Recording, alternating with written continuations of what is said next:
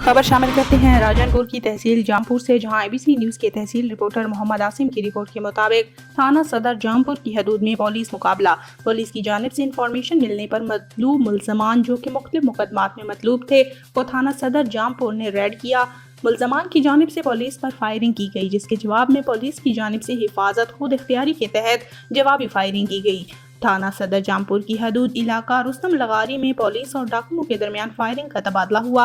Firing के दौरान बदनामी जमाना डकैत जावेद उर्फ जावेदी चांडिया हलाक डाकू पुलिस को कत्ल, डकैती, रॉबरी, भत्ताखोरी और पुलिस मुलाजमान के कत्ल में मतलूब था। हलाक मुलजिम के कब्जा से असला नाजायज कलाशन को बरामद कर ली गई।